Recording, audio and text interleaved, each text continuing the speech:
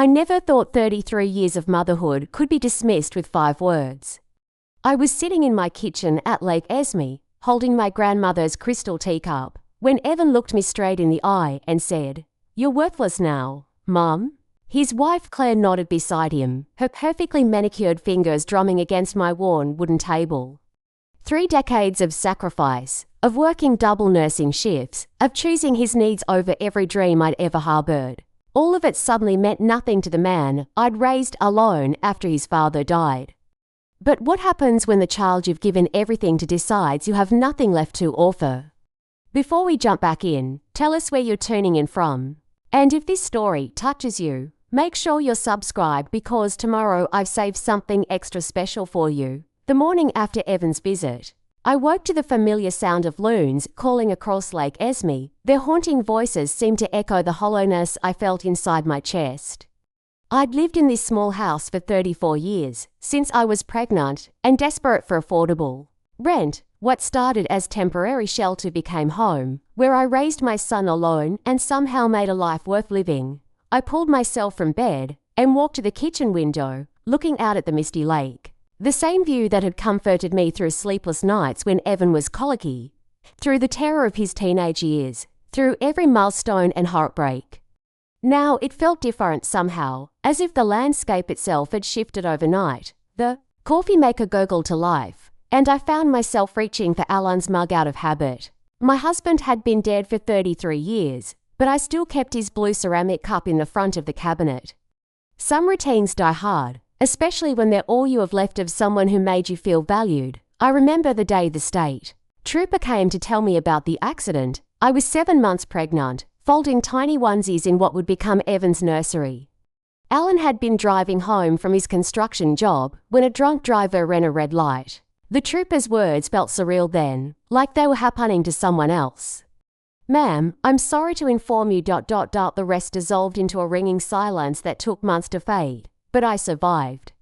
More than survived, I built something. I finished nursing school while Evan learned to walk. I worked nights at the regional hospital while he slept, came home to make him breakfast, napped when he napped, and somehow managed to keep us both fed and housed and loved.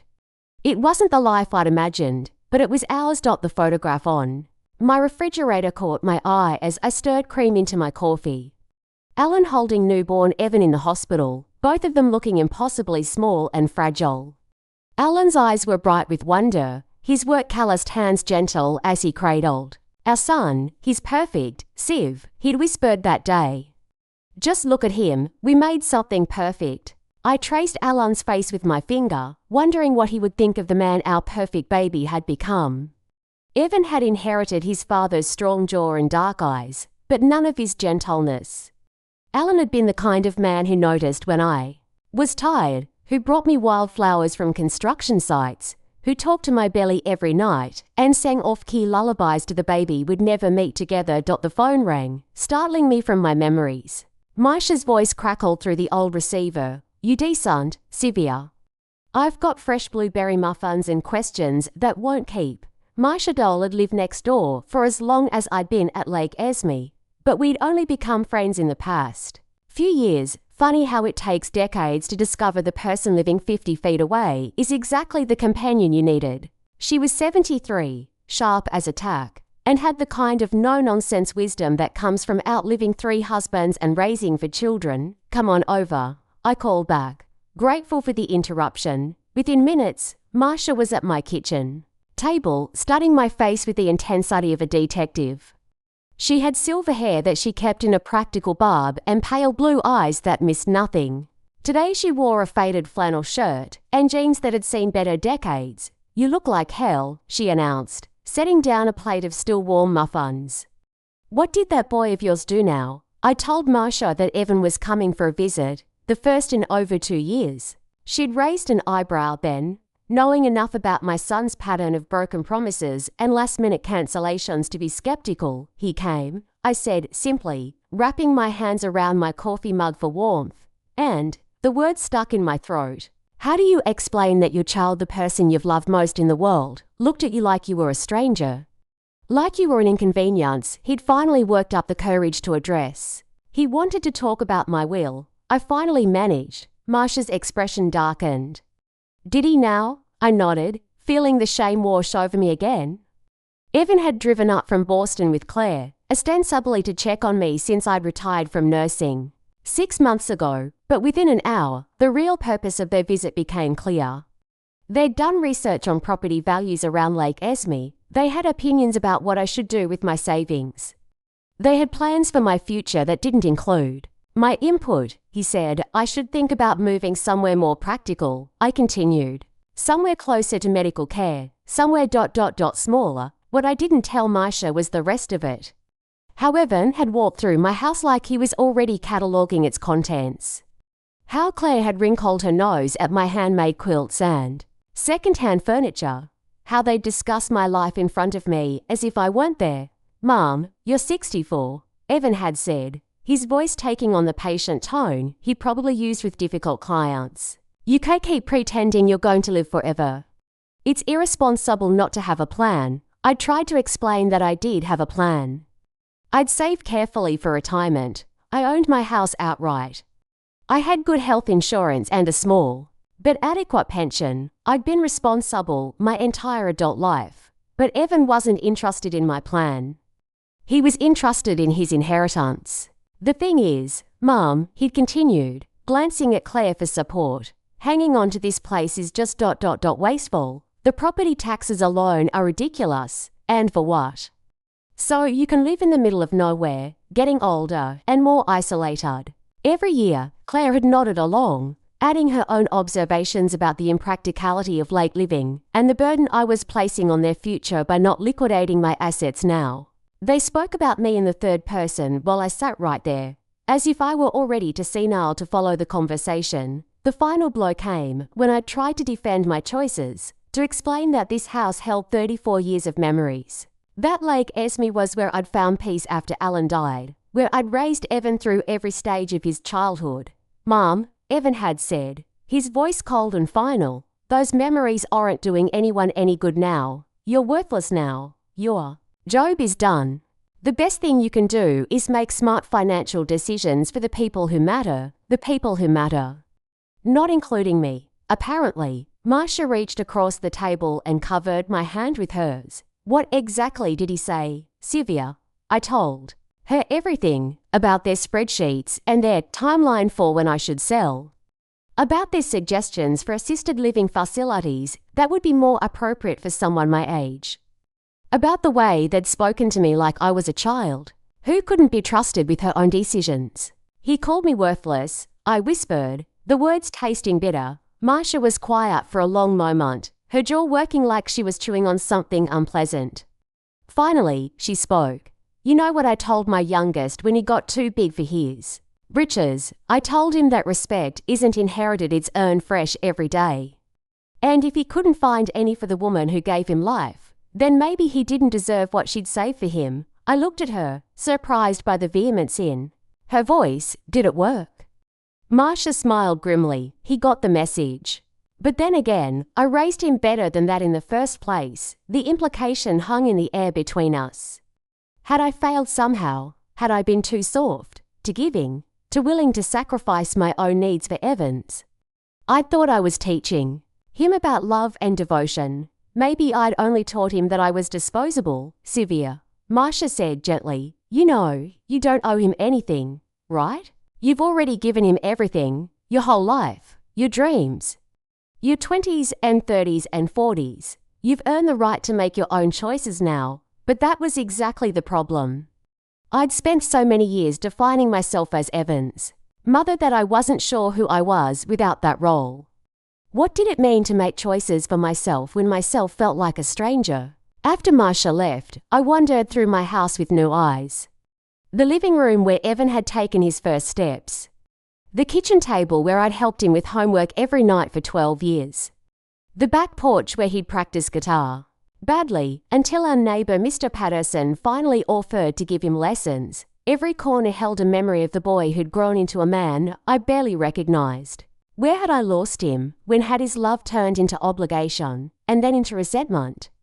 I found myself in his old bedroom, now my sewing room, looking at the shelves that still held his childhood treasures, model airplanes we'd built together, books I'd read to him 100 times, a faded baseball glove that had cost me a week's worth of grocery money when he made Little League. On the dresser sat his college diploma, the one I'd cried over when it arrived in the mail. I'd been so proud, so amazed that this brilliant young man was mine. I'd worked extra shifts for 4 years to keep him from taking on student loans, determined that he'd start his adult life without the burden of debt that I'd carried for so long.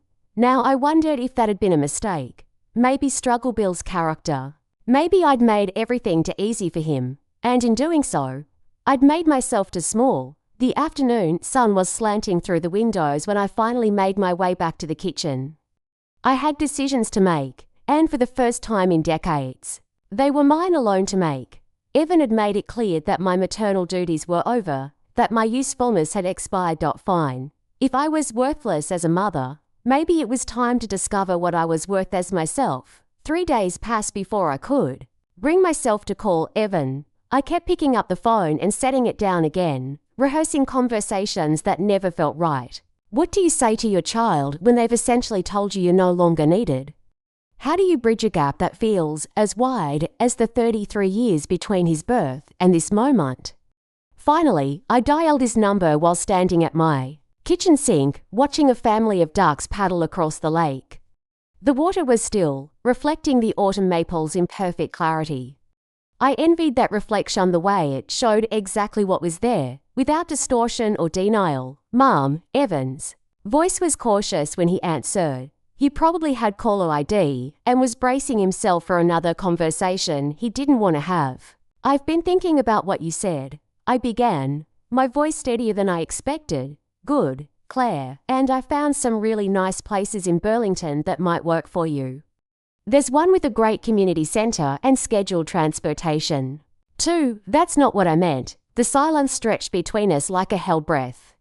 I could picture him in his sleek Boston apartment, probably wearing one of those expensive suits he favoured, checking his watch and calculating how long this conversation would take.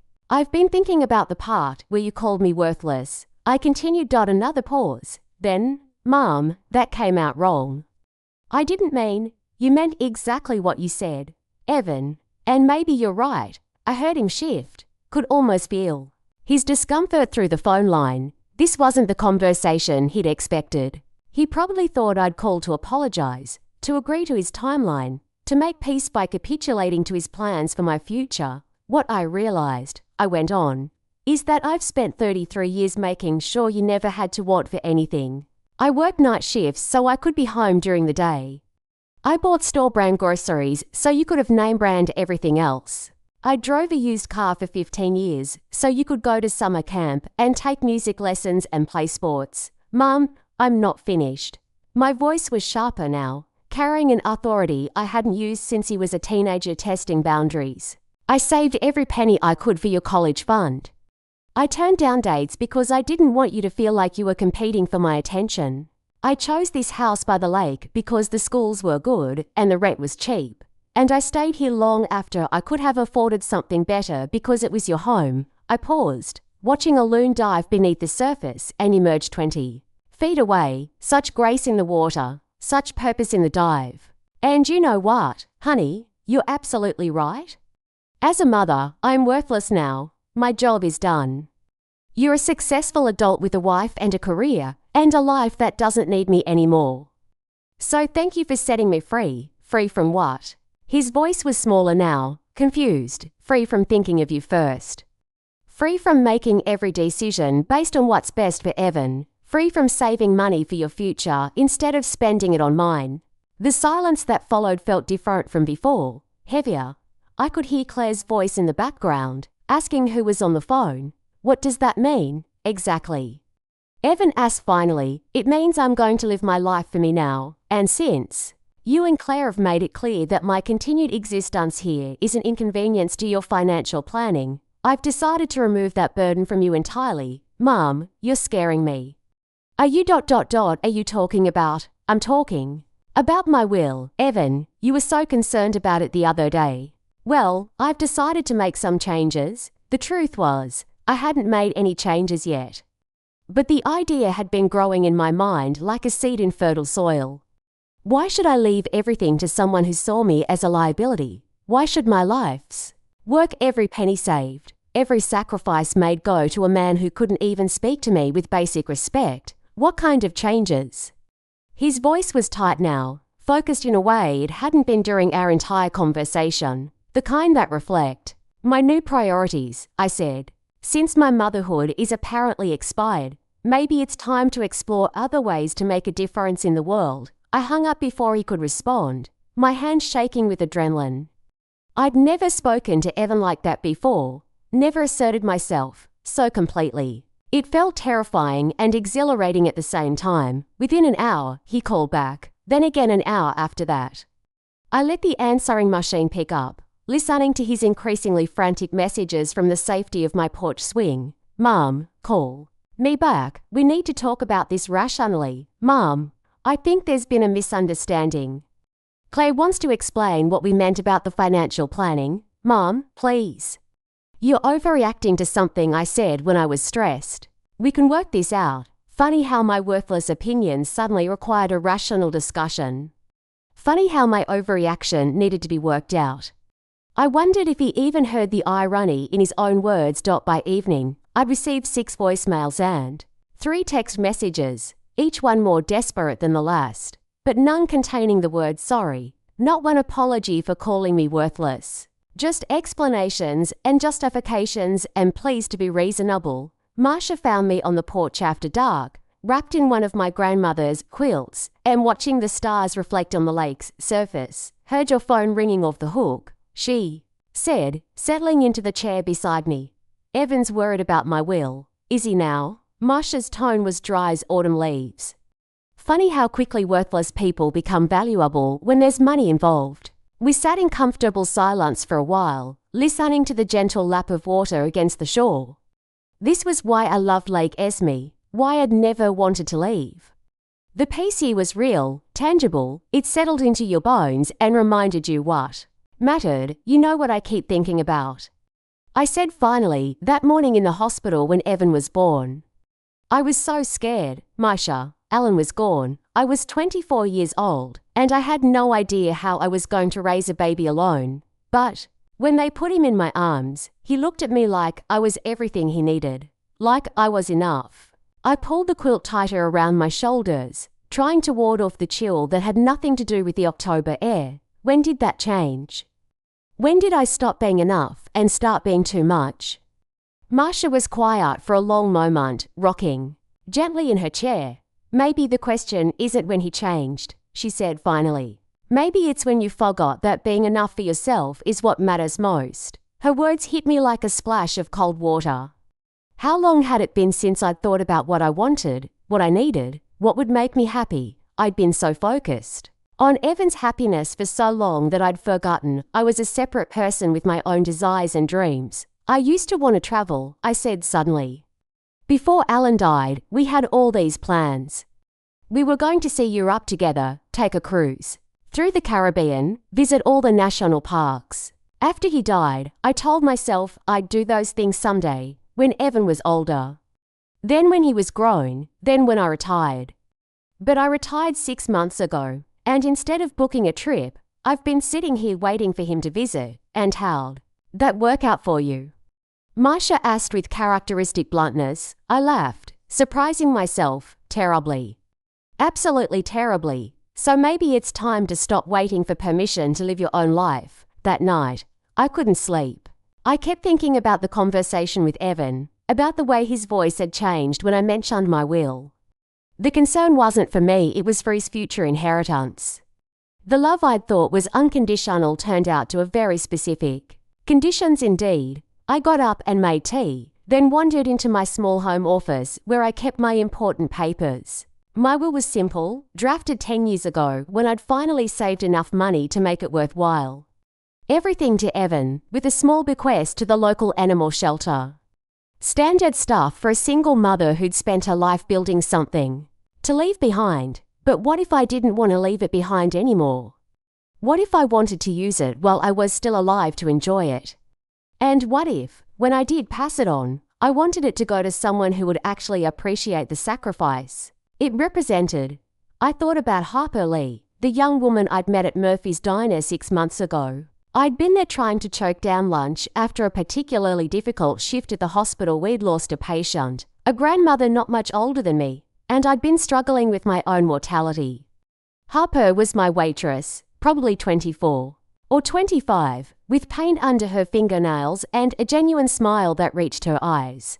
When she'd brought my check, she'd noticed I was crying.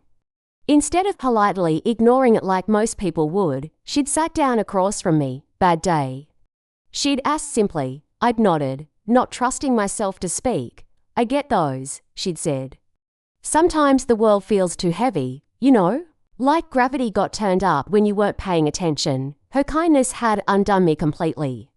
I'd found myself telling this stranger about the patient we'd lost, about feeling helpless in the face of death, about the loneliness that had been growing inside me like a tumor. Harper had listened without judgment, without trying to fix anything.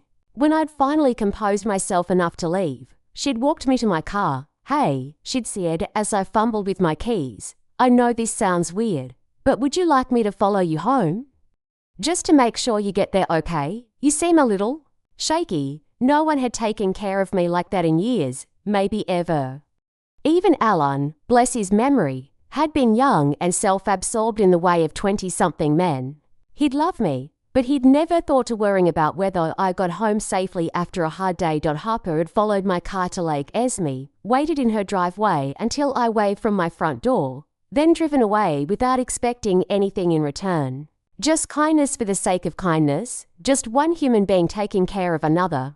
I'd thought about her often in the months since, wondering how she was doing, hoping her own dreams were taking shape.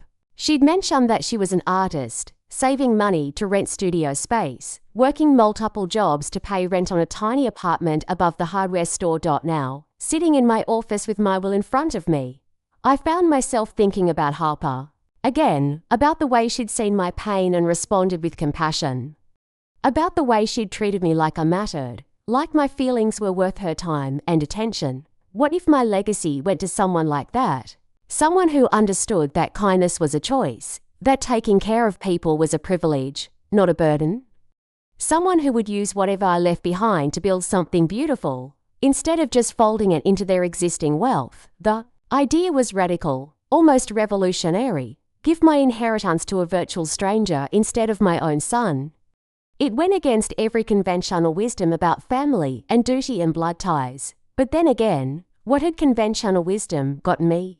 A son who saw me as worthless, a life spent in service to someone who couldn't even speak to me with basic respect. 33 years of putting someone else first, only to be dismissed the moment my usefulness expired. Maybe it was time to write my own rules. The next morning brought a knock on my door that rattled the windows. I knew it was Evan before I even looked through the peephole. He was standing on my porch in his expensive coat, jaw set in that stubborn way he'd inherited from his father, while Claire waited in their rental car with the engine running. I took my time answering, first finishing my coffee and then checking my appearance in the hallway mirror. If we were going to have another confrontation, I wanted to face it looking like myself, not like the diminished woman he seemed to think I'd become. We need to talk, he said the moment I opened the door. Good morning to you too, honey. Come in. He stepped inside but didn't remove his coat, a signal that this wasn't a social visit. Everything about his posture screamed urgency and barely contained frustration. I gestured toward the living room, but he remained standing in the narrow entryway. Mom, I've been thinking about our conversation yesterday, and I think you're making a mistake. Which conversation? The one where you called me worthless, or the one where I told you I was going to start living for myself? His face flushed. I never said you were worthless as a person. I said your job as a mother was done. There's a difference, is there? I kept my voice level, curious, because the words I heard were you're worthless now. Mom, pretty clear statement. I was talking about the house. About hanging on to this place when it doesn't make financial sense anymore. But that wasn't true. And we both knew it. He'd been talking about me, about my life, about my continued existence as anything more than an aim on a bank account. I could see the lie sitting uncomfortably on his features, the way his eyes shifted away from mine. Evan, I said gently, why don't you sit down? Let me make you some coffee. You drove a long way to have this conversation. I can't stay long. Claire's waiting, and we have dinner reservations in Burlington. Of course they did. Even this urgent mission to repair our relationship was squeezed between other plans, other priorities. I was a box to be checked, a problem to be solved efficiently, so they could move on to more pleasant activities. What is it you want to say to me? I asked. He ran a hand through his hair, a nervous gesture I remembered from his childhood. I want you to know that I love you, that I appreciate everything you did for me growing up. But Mum, you're being irrational about this inheritance thing. How so? You can't just give away a lifetime of savings to some random person. It's not right. It's not fair. There it was, the real issue. Not my feelings, not our relationship, not the cruel way he'd spoken to me. The money, it always came back to the money. Fair to whom? I asked. To me, to your family. His voice was rising now, the careful control slipping. I'm your son, I'm your blood, whatever you've saved, whatever this house is worth, it should come to me. That's how families work. I studied his face, looking for traces of the boy I'd raised. The one who used to bring me dandelions from the yard and call them beautiful flowers for my beautiful mama. The one who'd cried when he accidentally stepped on a beetle and insisted we hold a funeral in the backyard. Is it? I asked. Is that really how families work? Because I thought families worked by caring about each other, by treating each other with kindness and respect, by wanting what's best for each other, even when it's inconvenient. I do want what's best for you. No, Evan, you want what's best for you. There's a difference. His jaw tightened, and for a moment I saw Claire's influence in his expression. The calculating coldness, the sense of entitlement that had nothing to do with love and everything to do with acquisition. Fine, he said. You want to talk about fairness? Let's talk about fairness. I gave up having a normal childhood because you chose to live in the middle of nowhere. I couldn't have friends over because we didn't have money. For extras, I wore thrift store clothes to school while other kids had new everything. I worked summers starting when I was 14 because you needed help with expenses. Each word hit like a physical blow. Was that really how he remembered our life together? The sacrifices I'd made to give him stability, to keep him fed and housed. And love, did he see those as failures? As evidence of my inadequacy rather than my devotion? You're right, I said quietly. You did sacrifice, we both did. And I hope that maybe those sacrifices had taught you something about resilience, about gratitude, about the difference between what you want and what you need. What they taught me, he shot back, is that I never want to struggle like that again. Claire and I've built something stable, something secure. We've made smart financial decisions, we've planned for the future. And part of that planning included the reasonable expectation that we wouldn't have to support you in your old age because you'd saved enough to take care of yourself. The honesty was brutal, but at least it was honest. This wasn't about love or family bonds. It was about money and convenience and the assumption that my life's work belonged to him by default. So your concern isn't actually about my welfare, I said. It's about making sure you don't have to pay for my care if I get sick or need help. That's not. Oh, he stopped, realizing how his words had sounded.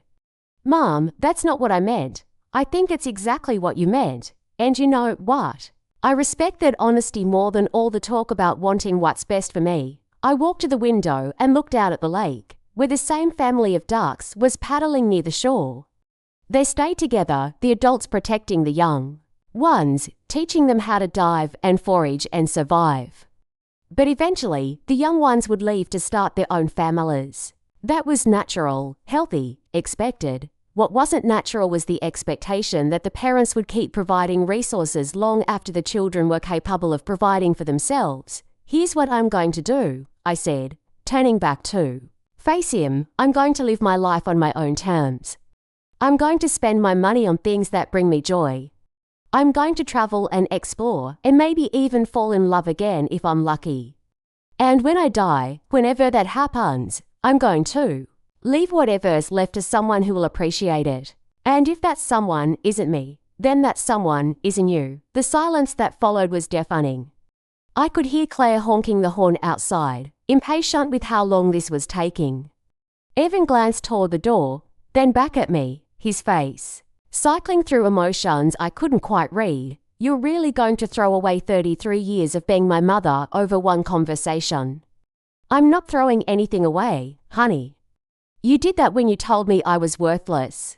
I'm just accepting the truth of it and adjusting my priorities accordingly. He stared at me for a long moment, and I thought I saw something crack in his expression. For just an instant, he looked like the little boy who used to crawl into my bed during thunderstorms, who trusted me to keep him safe from anything that might hurt him. Then the moment passed, and his features hardened again. Fine, he said. But don't expect me to come running when you realize you've made a mistake. Don't call me when you're old and alone and need help, because I won't be there. The threat hung in the air like smoke. It was meant to scare me, to make me reconsider, to remind me that I needed him more than he needed me.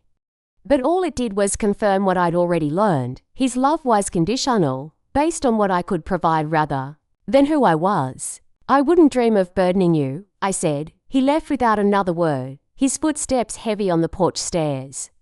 I watched through the window as he got into the rental car, saw Claire lean over to speak to him, saw his head shake in frustration. They drove away quickly, gravel spinning under their tires. I stood there for a long time after they were gone, feeling strangely empty, but also strangely free. It was like the moment after a fever breaks exhausted, but no longer burning. The phone rang around noon. Marsha's voice was warm and concerned. Saw a car with Massachusetts plates leaving your driveway. Everything all right? Evan came to clarify a few things, I said. And now I'm really going to change my will. Marsha was quiet for a moment. You sure about this, Sylvia? Once you go down this road, there might not be any coming back. I thought about that. Was I sure? Was I ready to make a decision that would permanently alter my relationship with my only child? Was I prepared to live with the consequences of choosing myself over his expectations? I've spent 33 years coming back, I said finally. Coming back to put his needs first. Coming back to sacrifice my dreams for his stability. Coming back to forgive him for taking me for granted. Maybe it's time to try going forward instead. Where are you thinking of going? It was a simple question, but it opened up possibilities I hadn't considered in years. Where did I want to go? What did I want to see? Who did I want to become in? Whatever years I had left, I don't know yet, I admitted. But for the first time in decades, that feels like an adventure instead of a failure. That afternoon, I called Directory Assistance and got the number for Thompson and Associates, the law firm that had drafted my will 10 years ago.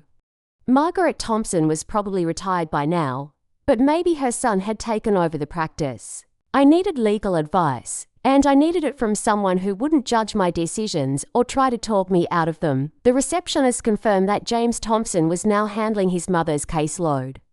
I made an appointment for the following week. Telling myself this was just exploratory. I was just investigating my options, not necessarily committing to anything dramatic. But even as I told myself that, I knew it wasn't true. Something fundamental had shifted in me during Evan's visit. The woman who had spent 33 years defining herself as his mother was gone, and in her place was someone I barely recognized, someone who was tired of being grateful for scraps of attention and ready to demand real respect. That evening, I did something I hadn't done in months. I pulled out my recipe box and found the card for my grandmother's apple pie. Not because anyone was coming to dinner, not because it was a special occasion, but because I wanted pie and I was worth the effort of making one for myself. As the apples bubbled in the oven and the smell of cinnamon filled my kitchen, I felt something loosen in my chest. This was what contentment felt like when it wasn't dependent on someone else's approval. This was what joy looked like when you created it for yourself instead of waiting for it to be given to you. When the pie was done, I cut myself a generous slice and ate it slowly, savoring each bite. Outside, the loons were calling across the lake, their voices haunting and beautiful. Inside, I was finally beginning to understand the difference between being alone and being lonely. For the first time in years, being alone felt like freedom. The days following Evan's departure settled into a strange new rhythm. I woke each morning without the familiar weight of worrying about our relationship. without wondering when he might call or visit next. The silence was unnerving at first. 33 years of maternal anxiety doesn't disappear overnight, but gradually it began to feel like space rather than emptiness. I found myself doing small things I'd forgotten I enjoyed. I played music while cleaning house, something I'd stopped doing when Evan started bringing home friends who might judge my taste in folk singers from the 70s. I left dishes in the sink overnight without guilt. I bought expensive cheese at the market simply because I wanted it, not because it was practical or necessary. Most importantly, I started researching Harper Lee. It felt strange, almost like stalking, to be investigating someone I'd met only once. But if I was serious about changing my will, I needed to know more about the young woman I was considering as a beneficiary. I needed to understand who she was beyond that single moment of kindness in a diner parking lot. I started with Murphy's Diner, driving there on a Tuesday afternoon when the lunch rush had died down. The owner, Pete Murphy, had known me for years. I'd been coming there since Evan was small, back when a plate of pancakes was a special treat we could barely afford. Severe. Pete called out when I walked in. "Haven't seen you in a while. How's retirement treating you? Still figuring it out," I said, sliding into a booth by the window. "Pete, I wanted to ask you about one of your waitresses." Harper Lee. His face lit up. "Harper, great kid. Smart as a whip, works harder than anybody I've ever hired. Wang, I met her here a few months ago. She was very kind to me during a difficult moment. I've been thinking about her." Pete poured me coffee without being asked, a ritual we'd established over the years. "She's something special, that one, working 3 jobs to save up for art school. Comes in early, stays late, never complains, even when customers are jerks. And talented. You should see the sketches she does during her breaks. Art school. Yeah, wants to be a sculptor. Has these amazing ideas about working with found materials, turning trash into something beautiful. She's been saving every penny for 2 years now, trying to get enough together for tuition at that art institute in Montpelier." I sipped my coffee and absorbed this information. Harper wasn't just a kind stranger. She was someone with dreams, with goals, with the kind of determination I remembered having at her age.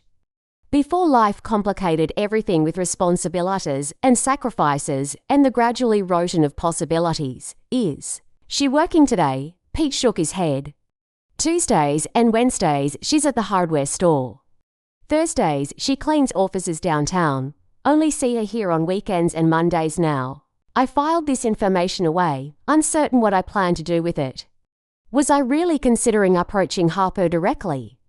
The whole situation felt surreal, like something that happened to other people in movies rather than retired nurses in small Vermont towns. Over the next few days, I found myself driving past the hardware store during Harper shifts, not stopping but just observing. I felt foolish, like a teenager with a crush, but I couldn't seem to help myself. I was drawn to the idea of her, this young woman who worked multiple jobs to pursue her dreams, who had stopped to help a crying stranger in a parking lot, who represented everything Evan had forgotten about kindness and ambition and the courage to build something from nothing. On Thursday, I made an excuse to buy paint for my kitchen, something I'd been meaning to do for months. Sam went into Hartwell's Hardware during what I determined were Harper's working hours. I found her in the paint section, helping an elderly man choose colors for his grandson's bedroom. She was patient with his questions, showing him sample cards and explaining the difference between finishes with genuine interest, rather than the bored efficiency I expected from someone working multiple minimum wage jobs. When the man finally left with his purchases, Harper turned to me with that same warm smile I remembered. "Can I help you find something?" "Kitchen paint," I said, suddenly nervous. Something cheerful, but not too bright. She led me to the appropriate display, asking about my kitchen's lighting and color scheme, making suggestions that showed real thought and consideration. As we talked, I found myself studying her face, looking for signs of the kindness I'd experienced months earlier. She was prettier than I'd remembered, with auburn hair pulled back in a practical ponytail and green eyes that seemed to notice everything. Her hands were stained with what looked like clay, and she wore jeans and a flannel shirt that had seen better days, but were clean and carefully mended. "Are you an artist?" I asked, gesturing toward her hands. She glanced down and laughed, trying to rub away the clay stains. Guilty, I'm always getting into something. Right now, I'm working on a piece made from old car parts I found at the junkyard. My landlord thinks I'm crazy, but I see shapes in everything. That sounds wonderful. Do you have somewhere to work? My apartment's tiny, so I rent space in Jake Morrison's barn when I can afford it.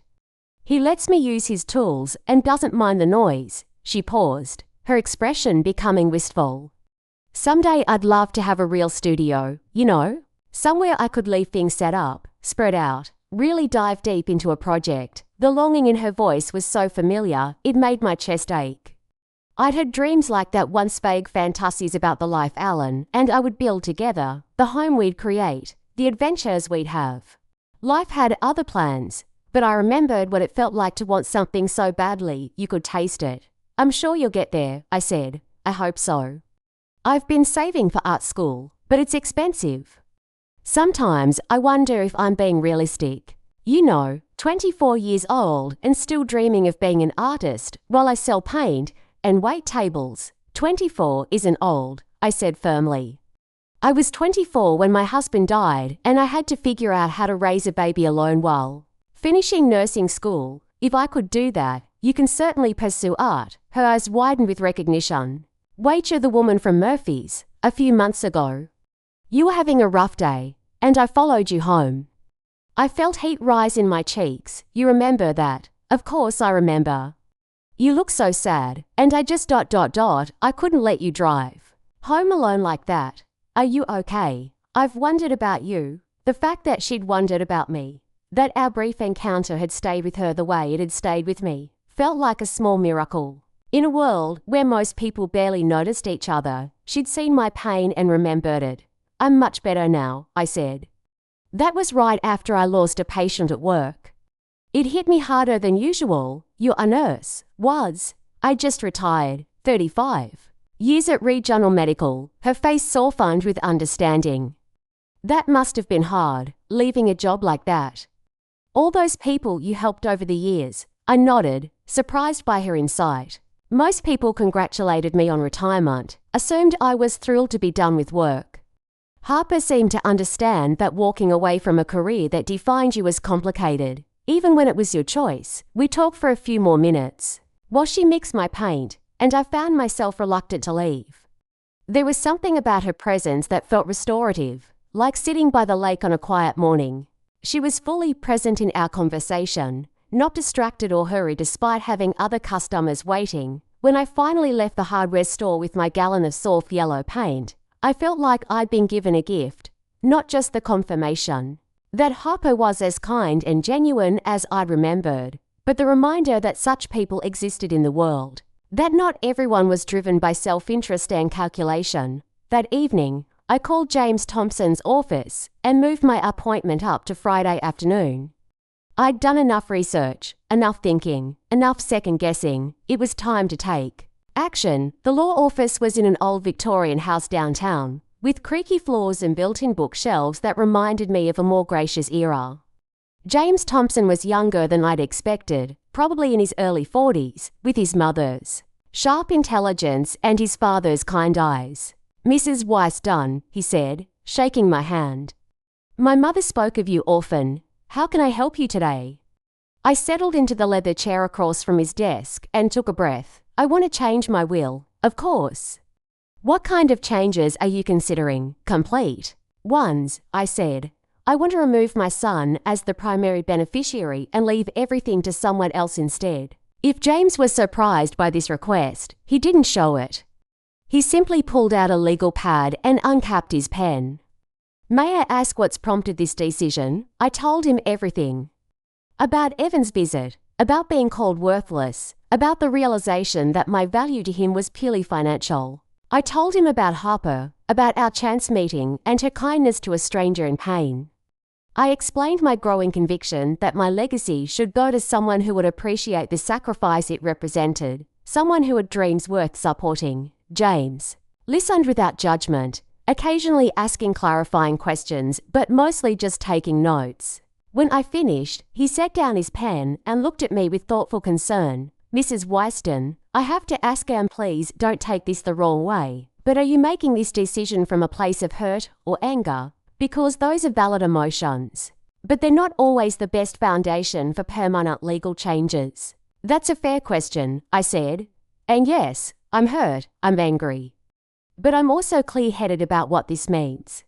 I've spent my entire adult life putting my son's needs first. And where has it gotten me? He sees me as a burden now, an obstacle to his financial planning. I can't change how he feels about me, but I can change what he inherits from me. What about trying to repair the relationship first? Family counseling, perhaps, or just giving it some time. I shook my head. Mr. Thompson, when someone shows you who they are, believe them. Evan has shown me very clearly that he values my money more than my life. That's not something counseling can fix, he nodded slowly. And this Harper Lee you're certain about? Her. It's unusual to leave a substantial inheritance to someone you barely know. I know enough, I said. I know she works 3 jobs to pursue her dreams. I know she stopped to help a crying stranger without expecting anything in return. I know she sees beauty in discarded things and has the courage to try to create something meaningful from nothing. That's more than enough. James outlined the legal process, the documentation required, the time frame for making changes.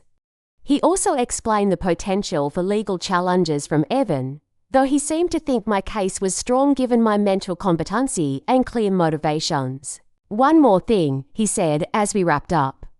Have you considered the possibility that this gift might be overwhelming for a young woman like Harper?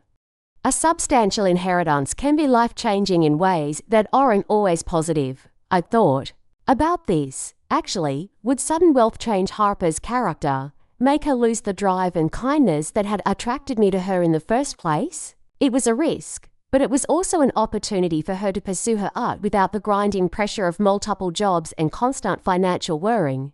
I think, I said finally, that's a risk worth taking. Better to give someone the chance to become their best self than to ensure it goes to someone who's already shown me their worst. As I drove home through the autumn afternoon, past maple trees blazing red and gold against the darkening sky, I felt something I hadn't experienced in years, the exhilaration of making a choice based purely on my own convictions, not on what was expected or practical or safe, but on what felt right in the deepest part of my soul. For the first time since Evan's visit, I wasn't thinking about what I'd lost. I was thinking about what I might gain. The letter came on a Tuesday morning, exactly 1 week after my appointment with James Thompson. I recognized Evan's handwriting immediately, the same careful penmanship I taught him during countless hours at this very kitchen table, back when helping with homework was the highlight of my day. I poured myself coffee before opening it, a delay tactic that amused me. What could he possibly say now that would change anything? What words could undo the fundamental shift that had occurred between us? Mom, I've been thinking about our conversation, and I realize I handled things badly. Claire and I was stressed about some financial issues, and I took that stress out on you. That wasn't fair. I know you're upset about the inheritance situation, but I hope you'll reconsider making any permanent decisions while emotions are running high. We're family, and family should be able to work through misunderstandings. Maybe we could meet somewhere neutral to talk. I could drive up this weekend if you're willing. Love. Ivani read it twice, looking for something that felt genuine, some acknowledgement of what he'd actually said to me, but there was nothing. No apology for calling me worthless, no recognition that the problem wasn't financial stress, but his fundamental lack of respect for me as a person. Just strategic damage control, and a careful reframing of cruelty as misunderstanding. I set the letter aside and went about my morning routine, but it nagged at me like a splinter.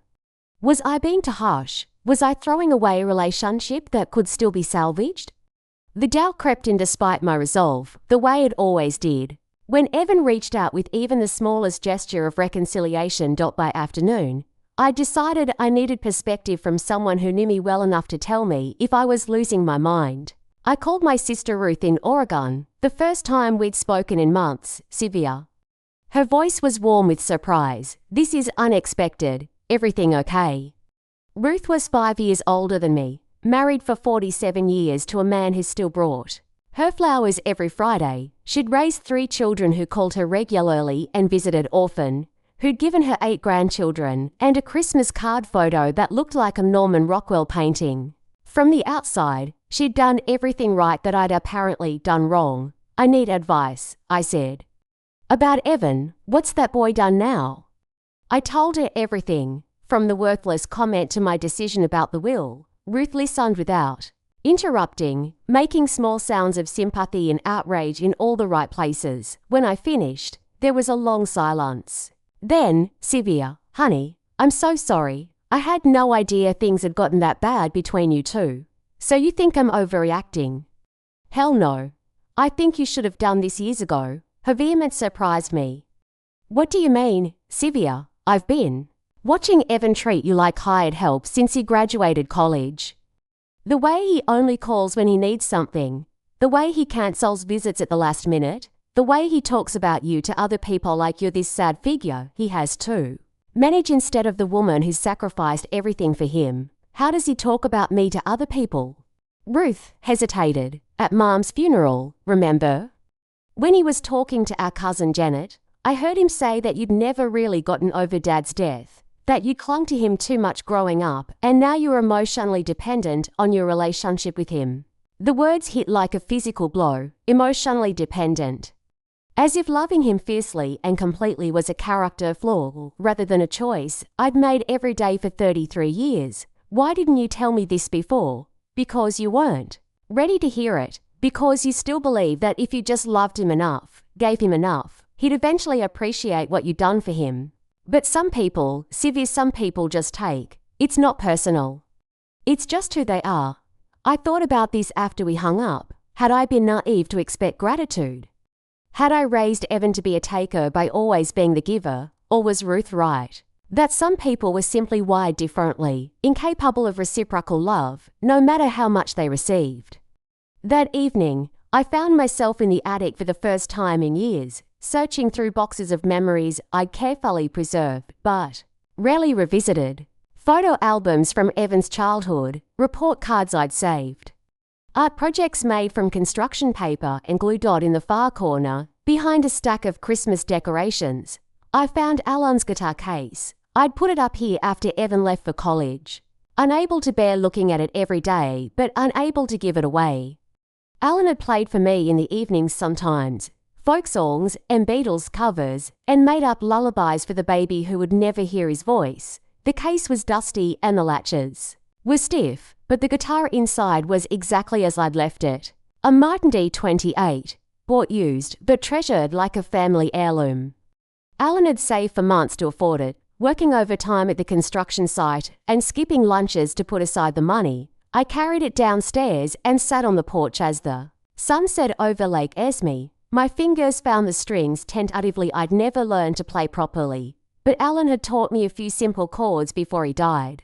G, C, D, the building blocks of 1,000 love songs. The sound was out of tune, but still beautiful, still capable of evoking the young woman I'd been when Alan would play for me in our tiny apartment. Back then, I'd believed in forever. I'd believed that love was enough to overcome anything, that good people were rewarded with good lives, that sacrifice always led to meaning. Beautiful evening for music. I looked up to find Marcia crossing my yard, a bottle of wine in her hand. She'd changed from her usual flannel shirt into a soft blue sweater, and her silver hair caught the last light of day. I found Alan's guitar, I said. I can see that. Does it still play? Barely. It needs tuning and probably new strings. Marcia settled into the chair beside me. Like most of us at our age, we sat in comfortable silence while I fumbled through the few chords I remembered. The wine appeared in plastic cups, Marcia's concession to outdoor drinking, and the conversation flowed as easily as the music. I got a letter from Evan today. I said eventually. Apology. Strategic retreat. Wants to meet this weekend to work through our misunderstanding. Marcia snorted. Misunderstanding? As if there was any ambiguity in calling your mother worthless. Maybe I should meet with him. Give him a chance to explain what he really meant, Sylvia. Marcia's voice was gentle but firm. You know what he meant, and more importantly, you know who he is. The question isn't whether he deserves another chance. The question is whether you deserve better than spending the rest of your life hoping he'll change. I played a simple progression, the same 3 chords over and over, while I thought about her words.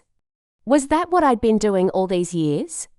Hoping that eventually, if I was patient enough and giving enough, Evan would become the son I'd dreamed of having. When did I stop being enough for myself? I asked, probably about the time he was born. Marcia said with characteristic bluntness. That's what good mothers do, they lose themselves in loving their children. The trick is finding your way back before it's too late. What if it is too late? What if I've forgotten who I am without him? Marcia was quiet for a moment, swirling wine in her plastic cup. You know what I think? I think the woman who worked night shifts while going to nursing school, who raised a child alone and bought a house and saved enough money to retire comfortably, that woman is still in there. She's just been sleeping for a while. As if to prove her point, my fingers found a melody I didn't remember learning, something that flowed from the guitar like it had been waiting there all along. It wasn't anything Alan had taught me, it was purely mine, born from 33 years of longing and loss, and the gradual accumulation of small wisdoms. Play that again, Marcia said softly. I tried, but it was gone, ephemeral as morning mist. But the feeling lingered, the sense that there were parts of myself I hadn't explored, talents I hadn't developed, possibilities I'd never considered, because I'd been too busy being someone's mother to be fully myself. Telling and preparing this story took us a lot of time, so if you are enjoying it, subscribe to our channel. It means a lot to us. Now back to the story. That night, I wrote my response to Evan's letter. Dear Evan, thank you for reaching out. I appreciate that you're willing to acknowledge that things were handled badly during your last visit. However, I don't think this is a matter of misunderstanding or stress-related poor communication.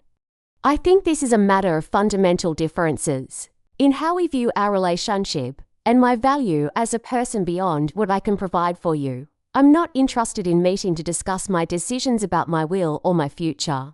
Those decisions are mine to make, and I've made them thoughtfully and deliberately. I love you, Evan. I always will. But love doesn't require me to accept disrespect, and it doesn't obligate me to spend my remaining years waiting for you to decide. I'm worth your time. If you'd like to rebuild our relationship based on mutual respect and genuine affection rather than financial expectations, I'm open to that conversation. But it will need to start with a real apology for what you said to me, not a dismissal of it as a misunderstanding. Love. Momi sealed the letter and drove to the post office in town, mailing it before I could second-guess myself. The act felt both final and liberating, like cutting ties to an anchor that had been holding me underwater. On the drive home, I passed the hardware store where Harper worked and made an impulsive decision to stop. I didn't have a plan or a script. I just wanted to see her again, to confirm that my instincts about her character were sound. I found her restocking shelves in the garden section, even though it was October and most people had given up on their yards for the season.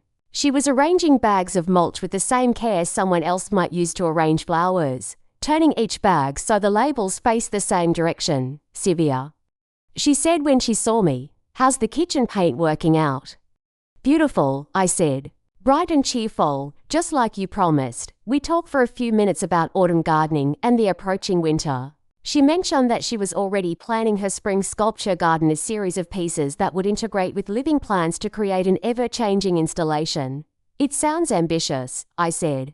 "Maybe too ambitious," she admitted. "I'd need space for it, and materials, and time to really develop the concept.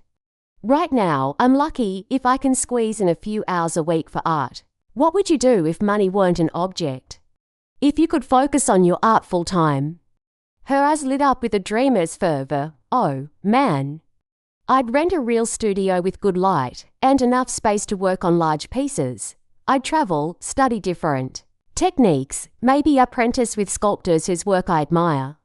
I'd create a body of work that meant something, you know, that added beauty to the world instead of just taking up space." The passion in her voice reminded me of myself at 24, full of plans for the future I'd share with Alan. But where my dreams had been cut short by circumstances beyond my control, Hopper's were being deferred by the simple necessity of survival. What if they didn't have to be? What if someone who'd spent 33 years sacrificing her dreams could use her resources to make someone else's dreams possible? That sounds like a worthy goal, I said, Dodd, as I drove home, Alan's guitar. Silent in my passenger seat, but somehow still singing, I felt the last of my doubts evaporate. This wasn't about punishing Evan or rewarding Harper.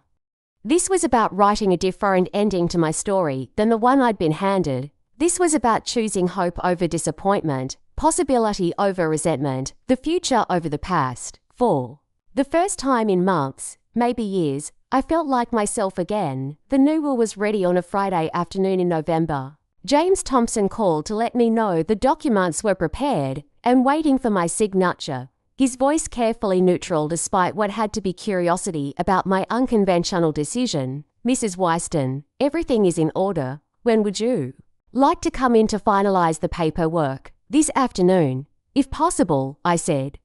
I'd like to get this done. Of course. And Mrs. Wyston, I want you to know that I've thought carefully about our conversation, and I believe you're making the right choice.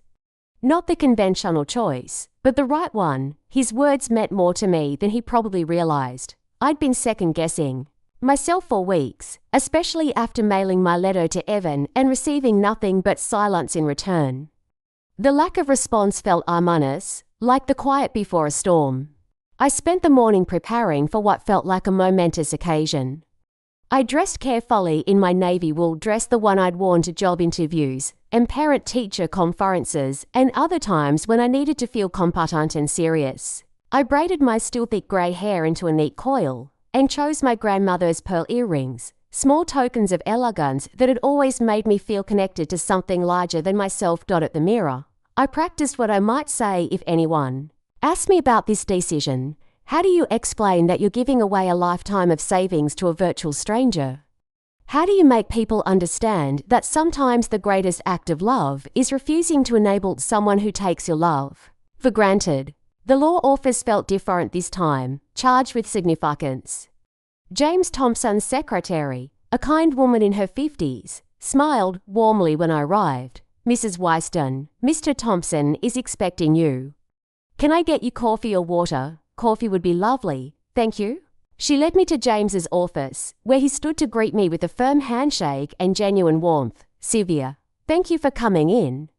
I know this wasn't an easy decision. Actually, I said, settling into the familiar leather chair. It's been one of the easiest decisions I've made in years. Once I stopped thinking about what I was supposed to do and started thinking about what I wanted to do, it became very clear. He spread the documents across his desk, explaining each section with the thoroughness of someone who understood that legal language could be intimidating. The main provisions were straightforward: my house, my savings, my modest investment accounts, and all personal property would transfer to Harper Lee upon my death. A small bequest would go to the local animal shelter, as in my previous will.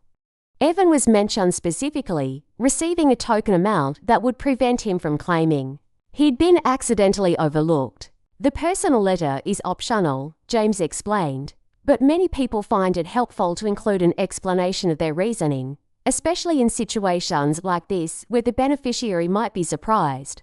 I'd already drafted the letter to Harper several times, struggling to find words that conveyed my intentions without sounding maudlin or presumptuous. How do you tell someone you barely know that you've chosen them to inherit your life's work?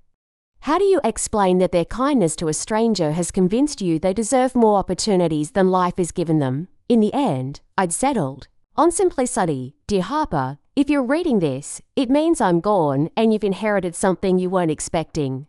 I hope this gift will give you the freedom to pursue your art and create the beautiful things I know you have inside you. You probably don't remember me very well. We only met a few times, but your kindness during a difficult moment in my life meant more than you could know. In a world where people often look past each other, you saw my pain and responded with compassion.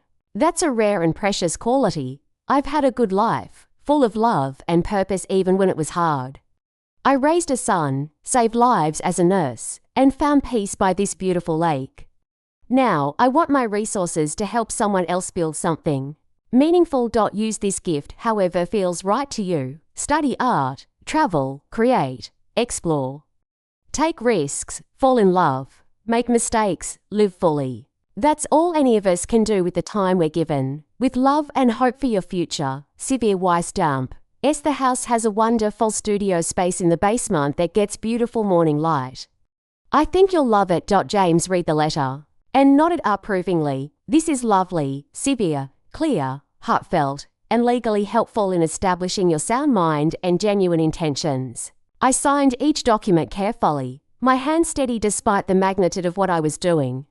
With each signature, I felt something shift inside me, a sense of completion, of choosing my own ending rather than having one imposed on me by expectations or conventions. There's one more thing, I said as James gathered the papers. I'd like to add a provision about notification. When the time comes, I want Harper to be informed about the inheritance privately, before any public notices or probate proceedings. I don't want her to learn about this from a newspaper or court filing. Absolutely.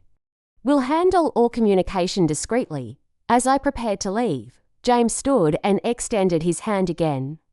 Sylvia, it's been an honor helping you with this. I hope you have many more years to enjoy the freedom this decision has given you. Walking out of that office felt like stepping into a new life.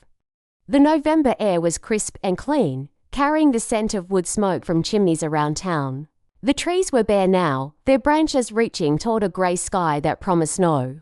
But instead of feeling melancholy about the approaching winter, I felt energized by the possibilities that lay ahead. I drove to Murphy's Diner, suddenly hungry for the first time in days.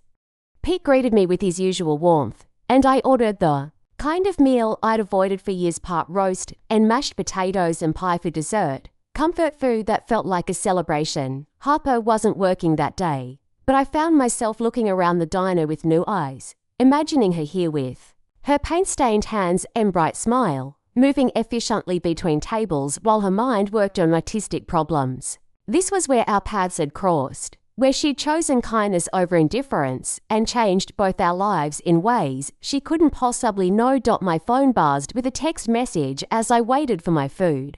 Evan's name appeared on the screen, the first communication since I'd mailed my letter 2 weeks ago. Mom, we need to talk. This is getting out of hand. I'm driving up tomorrow. No question about whether tomorrow worked for me. No acknowledgement of my letter or the boundaries I'd tried to establish. Just the assumption that his urgency trumped my autonomy, that he could show up whenever he decided a conversation was necessary. I typed back quickly, tomorrow doesn't work for me. If you'd like to schedule a time to talk, please let me know your availability and I'll see if I can accommodate it. His response came within minutes. This isn't a business meeting, Mom, it's family. I'll be there around noon. The entitlement in those words crystallized everything I'd been feeling. Even now, even after I'd explicitly told him that his approach was unacceptable, he couldn't conceive of treating me with the basic respect he'd show a colleague, or even a stranger. I put my phone away and focused on my meal, refusing to let Evan's presumption spoil this moment of satisfaction. I'd signed my new will, I'd chosen my own path. Whatever happened tomorrow, I was no longer the woman who would rearrange her life to accommodate someone else's demands. That evening, I called Marcia and asked if she'd like to come over for dinner the next day. Special occasion, she asked. Evans. Coming by. I thought I might like some backup, moral support or witness protection. Probably both. Marcia's laughter was warm and reassuring. I'll bring my casserole dish and my best intimidating stare. What time should I arrive? 11:30. He's planning to show up at noon, uninvited and unannounced. Perfect.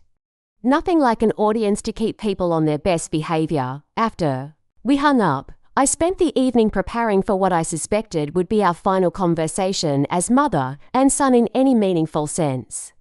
I wasn't angry anymore. The rage had burned itself out in the weeks since his cruel words. Now I felt something calmer but more final, acceptance. I'd done everything I could to raise him well. I'd given him love, stability, education, and opportunities. I'd sacrificed my own dreams to ensure his success. If that wasn't enough to earn his respect, then nothing ever would be. Some relationships can't be saved, no matter how much love you pour into them. Some people will always see your love as weakness rather than strength. your sacrifices as evidence of your lesser value rather than proof of your devotion. But that was Evan's limitation, not mine.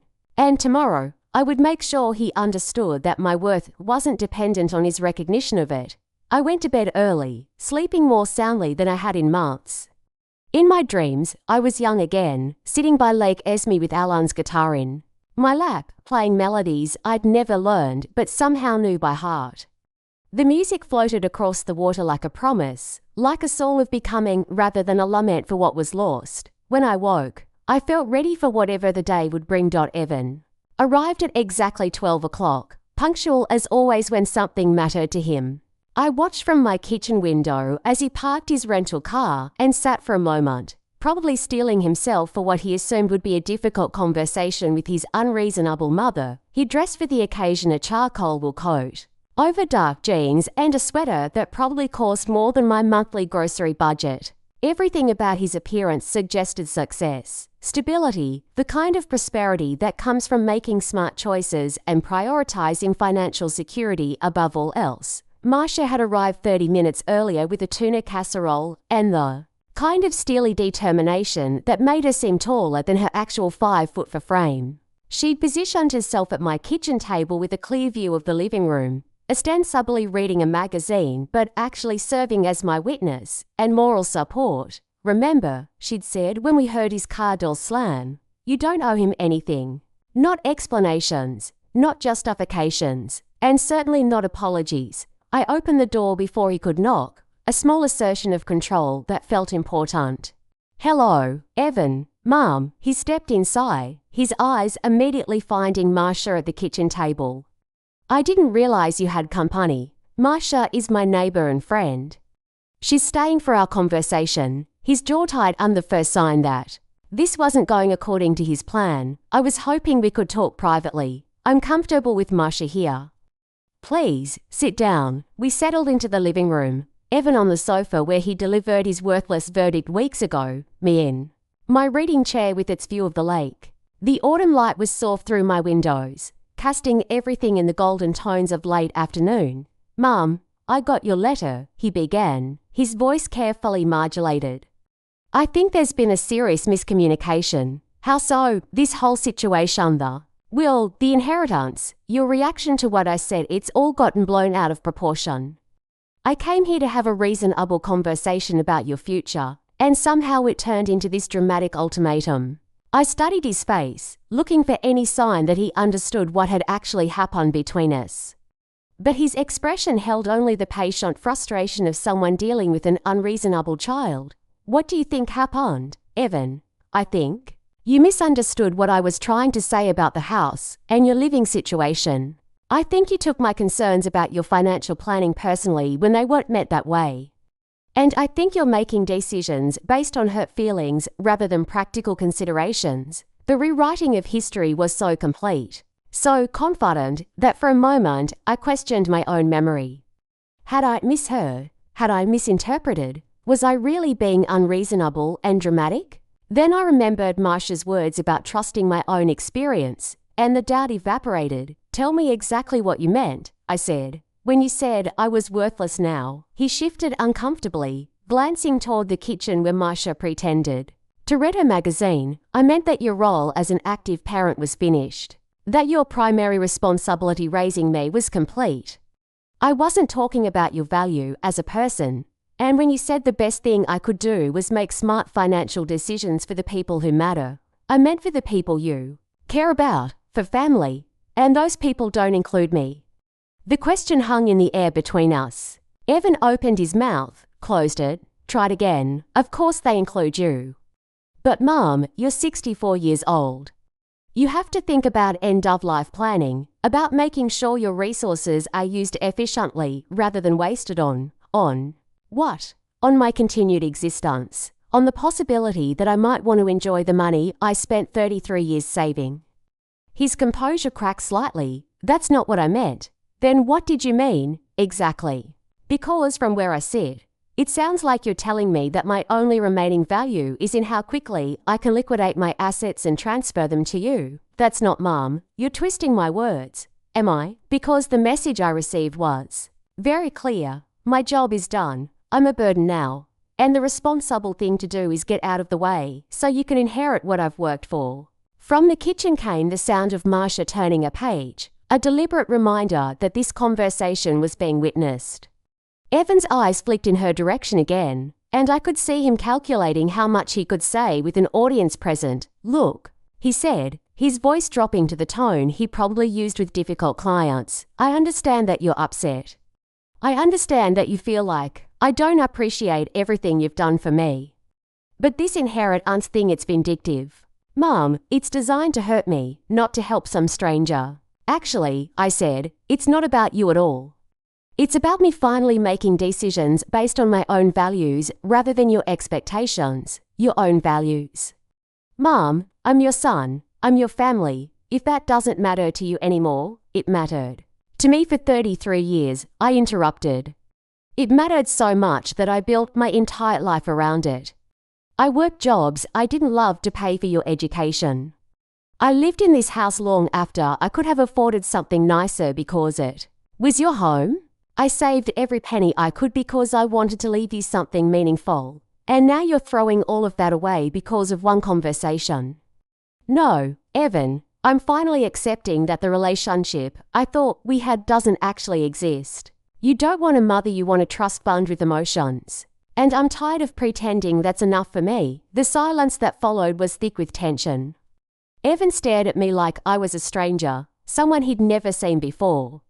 Maybe that was accurate, maybe he'd never bothered to see me as anything more than a source of unconditional love and eventual inheritance. "So what now?" he asked finally. "You're really going to leave everything to some waitress you met once? Her name is Hopper, and she's an artist, not just a waitress. She's someone who works 3 jobs to pursue her dreams, someone who stopped to help a crying stranger in a parking lot. She's someone who understands that kindness costs nothing, but means everything. And I don't." The question was asked with genuine confusion, as if he couldn't understand how his behavior might be perceived as unkind. It was perhaps the saddest moment in our entire conversation, this revelation that he truly didn't see himself as cruel, only practical. "When was the last time you asked how I was doing?" I said quietly. "Not how my finances were doing, not whether I was making smart decisions about my future. When did you last ask if I was happy, or lonely, or struggling with retirement, or excited about anything?" He opened his mouth to answer, then closed it. The silence stretched on. "When was the last time you called just to talk, or visited without wanting something, or showed any interest in my life beyond how it affects your inheritance?" "I've been busy. Everyone's busy. Evan, Claire works, right? Does she still call her mother every Sunday? Does she visit for birthdays and holidays? Does she treat her parents like human beings whose company she enjoys rather than obligations she has to manage?" His face flushed red. "That's different. How?" "Because Claire's parents they're more social. They have active lives, friends, activities. You've isolated yourself out here. I've isolated myself. Or have you just never bothered to learn who I am when I'm not being your mother?" I stood up and walked to the window, looking out at the lake where a lone kayaker was paddling across the grey water. The sight reminded me of the solitude I'd found here. The peace that had nothing to do with loneliness and everything to do with finally being comfortable in my own company. "Do you know that I've started playing guitar again?" I said without turning around. "Your father's guitar, the one that's been in the attic for decades. Do you know that I've been writing poetry? Or that I planted a garden this year? Or that I've been thinking about traveling? Mom, do you know that I volunteer at the literacy center downtown, helping adults learn to read? That I have coffee with Marcia 3 mornings a week, and we talk about books and politics and whether the loons will come back next spring? That I've actually built a life for myself that doesn't revolve around waiting for you to need me." I turned back to face him, and for the first time in years, I felt like I was looking at him from a position of strength rather than need. "I'm not isolated, Evan. I'm independent. I'm not lonely. I'm selective about who I spend my time with. And I'm not going to apologize for choosing to surround myself with people who see my value beyond what I can provide for them." He stood up abruptly, pacing to the fireplace and back. This is crazy, Mom. You're talking about changing your entire will because of one bad conversation.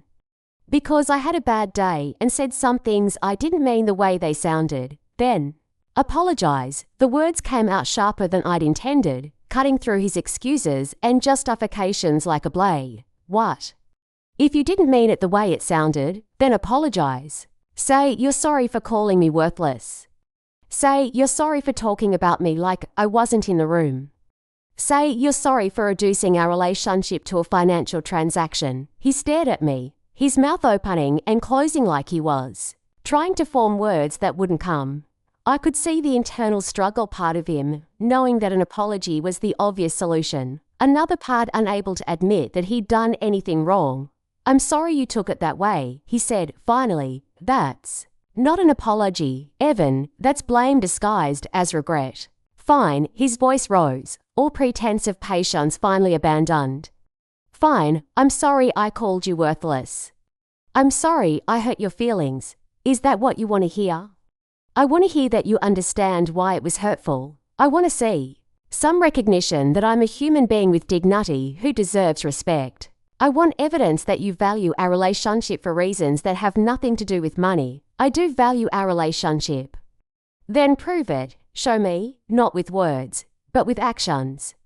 Call me because you want to talk to me, not because you need something. Visit because you enjoy my company, not because you're checking up on your investment. Treat me like someone whose thoughts and feelings and dreams matter. And if I do all that, you'll change the will back. The question revealed everything, stripping away the pretense and exposing the transactional core of his thinking. Even now, even in this moment of supposed reconciliation, he was negotiating for his inheritance rather than rebuilding our relationship. Evan, I said sadly, the fact that you're asking that question tells me everything I need to know. He stared at me for a long moment, his face cycling through emotions I couldn't quite read. Finally, he pulled out his phone and began typing. What are you doing? Calling a lawyer. If you're determined to do this, I'm going to fight it. You're not competent to make this kind of decision. You're clearly suffering from some kind of breakdown. And I'm not going to let you throw away my inheritance because you're having an emotional crisis. The casual cruelty of his words, calling my inheritance his inheritance, dismissing my mental competency, reducing my thoughtful decision to an emotional crisis crystallized everything I'd been feeling into perfect clarity. I think it's time for you to leave, I said. I'm not going anywhere until we resolve this. Evan, Marsha's voice came from the kitchen, calm but carrying an undertone of steel. The lady asked you to leave. I suggest you do it. He looked between us, perhaps. Finally, understanding that he'd miscalculated badly. This wasn't the tearful reconciliation he'd expected, where his hurt mother would fold under pressure and return to the familiar dynamic of putting his needs first.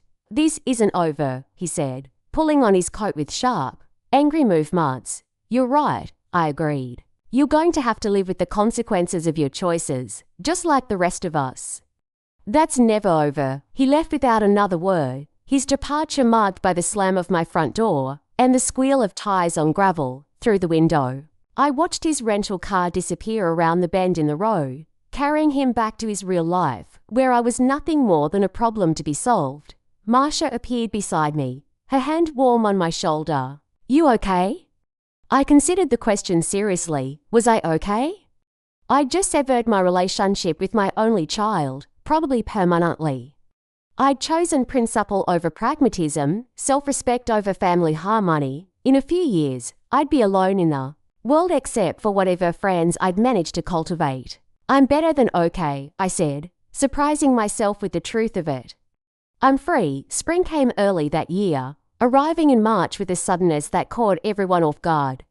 The lake ice broke up weeks ahead of schedule, and by the time April settled over Vermont, the world had transformed itself into something I barely recognized. Everything was green and new and full of possibility, as if nature itself was celebrating rebirth. I'd spent the winter months discovering who I was when I wasn't defined by someone else's needs or expectations. It had been both terrifying and exhilarating, this process of excavating myself from beneath 33 years of devoted motherhood. Some days I felt like an archaeologist uncovering artifacts from a previous civilization, my own civilization, buried under decades of sacrifice. And Service Dot, the guitar, had been my first rediscovery. What started as nostalgic fumbling with Alan's old Martin had evolved into something approaching competence. I'd found a music teacher in town, a patient woman in her 70s who taught me that it was never too late to learn something new. My fingers were clumsy at first, cramped from years of nursing work, but gradually they remembered how to find the strings, how to press and strum and coax melody from wood and metal. I'd also started writing again, not the practical lists and medical notes that had consumed my writing life for decades, but poetry and journal entries that tried to capture the texture of days lived solely for myself. The words came slowly at first, rusty from disuse, but they came. Stories about the loons returning to Lake Esme, about the way morning light moved across my kitchen wall, about the strange grief and relief of letting go of a child who'd never really been mine to keep. But perhaps most importantly, I'd started planning my future with the same careful attention I'd once devoted to Evans. I researched travel destinations, calculated budgets for adventures I'd deferred for decades, and slowly began to believe that my life wasn't over just because my primary role had ended. Evan had made good on his threat to contest the will. His lawyer had filed papers questioning my mental competency, claiming I was suffering from depression and making irrational decisions. The legal challenge was expensive and stressful, but James Thompson handled it with the kind of calm professionalism that reminded me why good lawyers were worth their fees. The psychiatric evaluation had been the worst part, sitting in a sterile office, while a stranger probed my thoughts and motivations, looking for evidence of diminished capacity. But Dr. Sarah Chen was thorough and fair, and after 3 sessions, she'd produced a report that demolished Evans' claims. Mrs. Wyston demonstrates excellent cognitive function, clear reasoning abilities, and thoughtful consideration of her decisions, she'd written. Her choice to modify her will reflect emotional growth and healthy boundary setting rather than mental illness or diminished capacity. She shows no signs of depression, dementia, or other conditions that would impair her judgment. The legal challenge had lasted 8 months, during which Evan and I didn't speak at all. He'd made his position clear. He would fight my decision with every resource at his disposal, viewing my choice as theft rather than autonomy. Claire had even reached out once, leaving a voicemail that managed to be simultaneously pleading and threatening, suggesting that I was making a mistake I'd lived to regret. But I didn't regret it. If anything, the months of legal battle had only reinforced my conviction that I'd made the right choice. Watching Evan spend thousands of dollars trying to force me to leave him, money had provided a crystal clear picture of his priorities and values. The case was finally settled in February, when the judge ruled that I was completely competent to dispose of my assets as I saw fit. Evan's lawyer had tried one last gambit, arguing that leaving money to a virtual stranger showed clear evidence of mental instability. But Dr. Chen's testimony had been devastating to their case. Generosity toward people outside one's immediate family is actually a sign of psychological health and social awareness, she told the court. Mrs. Wyston's decision reflects mature consideration of how her resources can best serve her values, which is exactly what we hope to see in competent adults. The judge had been even more blunt in his ruling. This court will not compel a parent to leave money to an adult child who has demonstrated disrespect and ingratitude. Mrs. Wyston has earned the right to choose her own legacy. Now, 3 months after the legal victory, I was finally free to live without the shadow of potential court battles hanging over every decision. The relief was profound, like setting down a weight I'd carried for so long I'd forgotten how heavy it was. I was in my garden on a warm afternoon in late May when I saw Harper Lee walking up my driveway. She moved with the easy grace of someone comfortable in her own body, wearing paint-splattered jeans and a flowing top that suggested artistic sensibilities. Her auburn hair caught the late afternoon light, and she carried herself with the kind of confidence that comes from knowing who you are. "Mrs. Wyston?" she called out when she reached my flower bed. "I hope you don't mind me stopping by. I got your address from Pete at the diner." I stood up, brushing soil from my gardening gloves, and smiled at this young woman who'd unknowingly changed the entire trajectory of my life. "Harper, What a wonderful surprise. Please, call me Sylvia. Sylvia, she repeated, testing the name. I love that. Very unusual. Family name, I said. My grandmother's choice. What brings you out to Lake Esme? She looked suddenly nervous, shifting her weight from one foot to the other. This might sound weird, but I've been thinking about you a lot lately. Ever since that day we met at Murphy's, I've wondered how you were doing, and then I heard through the grapevine that you'd been going through some legal stuff with your son, and I just ... I wanted to check on you. Her concern was so genuine, so unexpected, that it took me a moment to respond. When was the last time someone had checked on me simply because they cared about my well-being? That's very kind of you, I said. I'm doing well, actually, very well. Would you like to come in for coffee? Or we could sit on the porch if you prefer. It's such a beautiful evening. The porch sounds perfect. I made iced tea instead of coffee. Bringing it out on a tray with some of the shortbread cookies I'd been experimenting with in my newly discovered enthusiasm for baking. Harper settled into one of my wicker chairs and gazed out at the lake with the kind of appreciation that told me she understood what made this place special. This is incredible, she said. I had no idea there were houses like this back here. It's like a secret world. It's been my secret world for 34 years, I agreed. When I first moved here, I was pregnant and scared and looking for the cheapest rent I could find. I never expected to fall in love with it. And now you're staying, for as long as I can. This house has seen me through every stage of adult life, new motherhood, career building, child rearing, empty nest, retirement. It feels wrong to leave it now, just when I'm finally getting to know myself again. Hopper nodded as if she understood exactly what I meant. I've been in the same tiny apartment for 3 years, and even that feels like home now. I can't imagine how hard it would be to leave somewhere with so much history. We talked easily as the sun began to set over the lake, painting the sky in shades of pink and gold that reflected perfectly on the still water. Harper told me about her art, about the sculpture series she was working on that incorporated found materials and living plants. She described her vision with the kind of passionate intensity that reminded me of my younger self, back when I'd believed that wanting something badly enough was half the battle of achieving it. The thing is, she said, gesturing with her glass of tea, I feel like I'm running out of time. Not literally, obviously, I'm only 24, but I'm spending so much time working just to survive that I barely have energy left for creating. Some days I wonder if I'm being naive, you know? Maybe I should just give up on the art and focus on building a more practical career.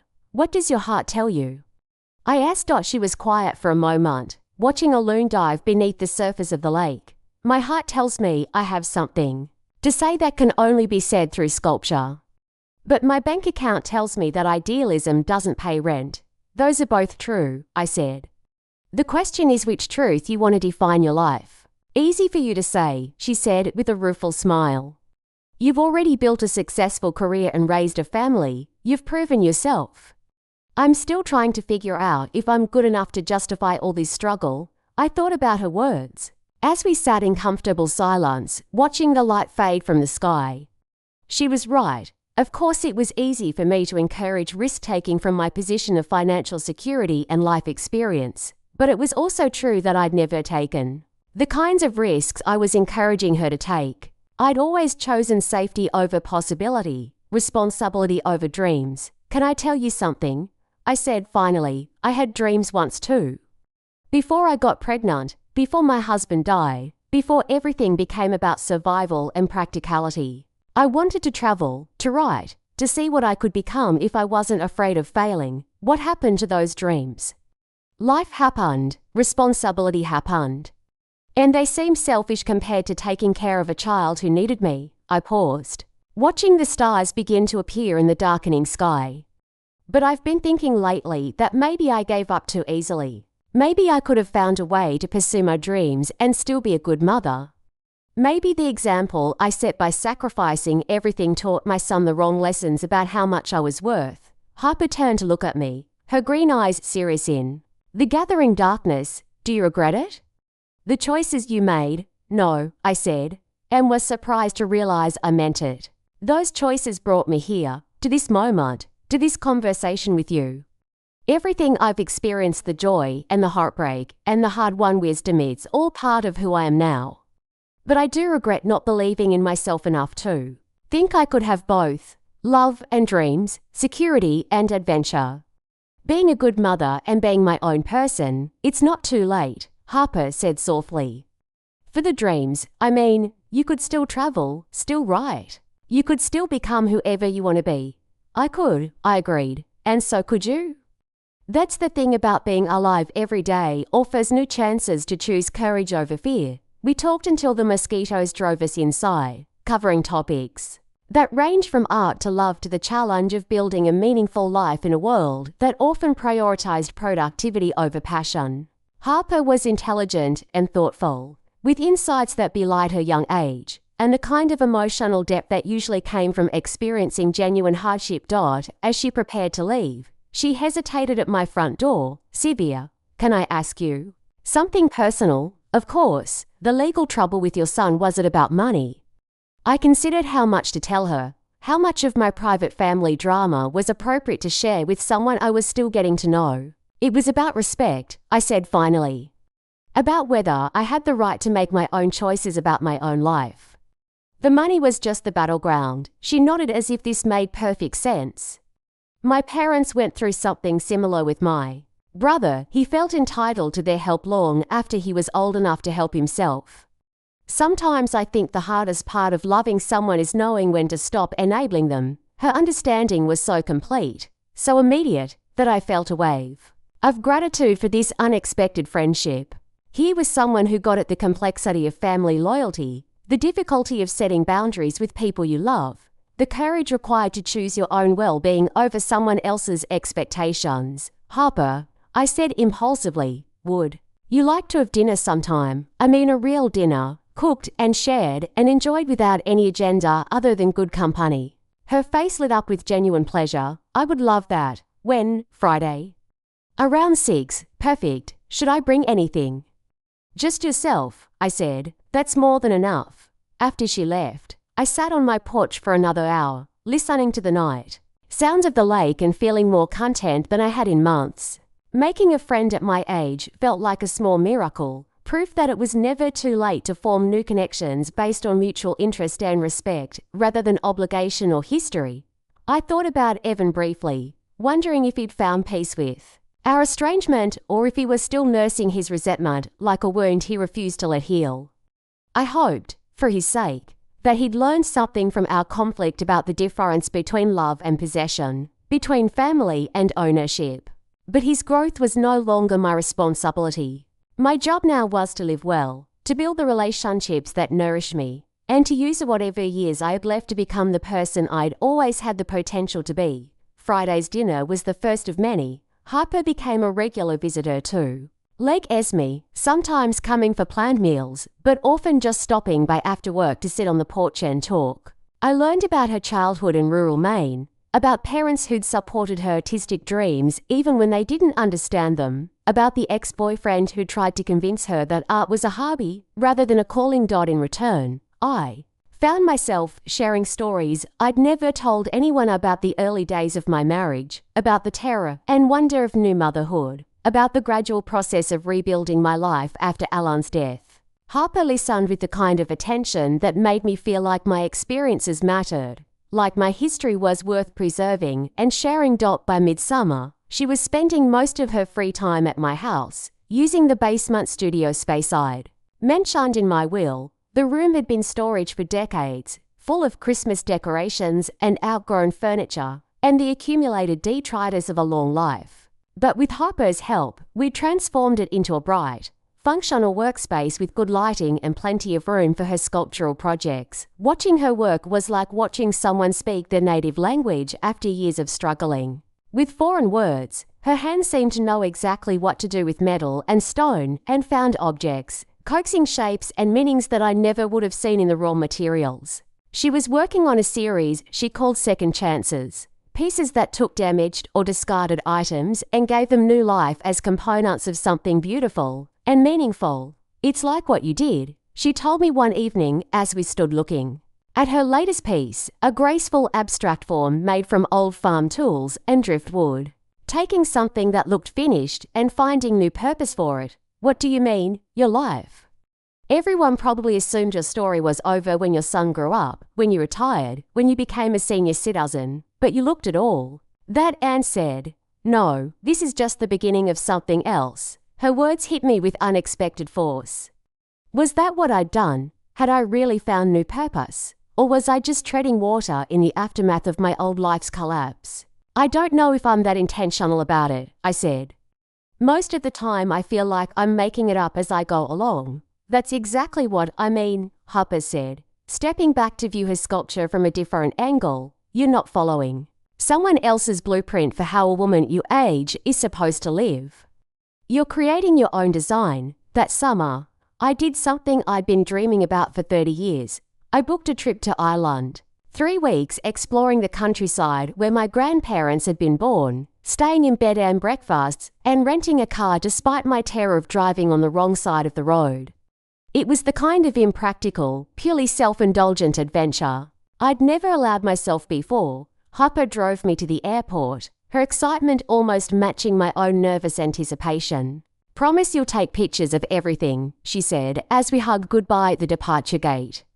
"And promise you'll come back with stories." "I promise," I said, and Harper. "Promise me you'll keep using the studio while I'm gone. Promise me. You'll create something amazing." "I promise," she echoed. And I knew she meant it. Ireland was everything I'd hoped it would be, and nothing like I'd expected. The landscapes were breathtaking, rolling green hills that seemed to glow with their own inner light, ancient stone walls that had stood for centuries, coastlines where the Atlantic crashed against cliffs with primordial force.